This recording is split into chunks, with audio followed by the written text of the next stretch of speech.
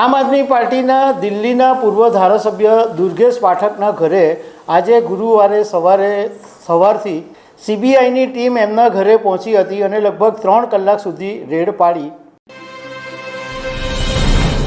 નમસ્કાર. આજે દિલ્હીના રાજકારણની અંદર જબરજસ્ત ભડકો થયો છે.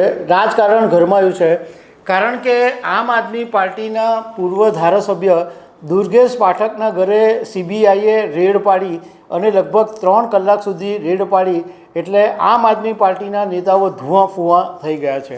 તો આના વિશે તમારી સાથે વાત કરીશ. મારું નામ રાજેશ શાહ છે અને તમે જોઈ રહ્યા છો ગુજરાતના સૌથી મોટા ડિજિટલ ન્યૂઝ પ્લેટફોર્મ ખબરછે.com. આમ આદમી પાર્ટીના દિલ્હીના પૂર્વ ધારાસભ્ય દુર્ગેશ પાઠકના ઘરે આજે ગુરુવારે સવારથી સીબીઆઈની ટીમ એમના ઘરે પહોંચી હતી અને લગભગ 3 કલાક સુધી રેડ પાડી. એવું કહેવાય છે કે foreign contribution regulation act FCRA નિયમોનું ઉલ્લંઘન કરવાના આરોપસર આ દુર્ગેશ પાઠકના ઘરે દરોડા પાડવામાં આવ્યા. પરંતુ એવું કહેવાય છે કે આ જે દરોડા પાડવામાં આવ્યા એમાં ગુજરાતનું કનેક્શન છે. હવે આજે ગુરુવારે સવારથી જ્યારે સીબીઆઈની ટીમ દુર્ગેશ પાઠકના ઘરે પહોંચી ત્યારથી રાજકારણની અંદર ગરમાટો આવી ગયો છે અને આમ આદમી પાર્ટીના જે મોટા મોટા નેતાઓ છે એ બધા હવે રાજકારણ કરી રહ્યા છે. આતિશીએ આક્ષેપો કર્યા, સંજયસિંહે આક્ષેપો કર્યા. આમ આદમી પાર્ટીના બધા જ નેતાઓએ એવું કીધું કે આ જે દરોડા પાડવામાં આવ્યા એનું ગુજરાત કનેક્શન છે. સંજયસિંહે એમ કીધું કે દુર્ગેશ પાઠકની તાજેતરમાં ગુજરાત વિધાનસભા 2027 માટે સહપ્રભારી તરીકે નિમણૂક કરવામાં આવી.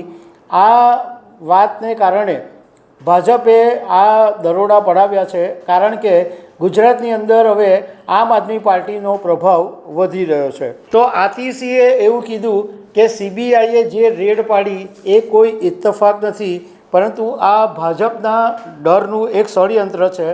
ભાજપ બહુ સારી રીતના જાણે છે કે ગુજરાતમાં એક આમ આદમી પાર્ટી એક જ માત્ર એવી પાર્ટી છે જે ભાજપને પડકાર ફેંકી શકે છે અને આ સત્ય જ્યારે સામે આવ્યું છે એટલે ભાજપ હાલી ગઈ છે.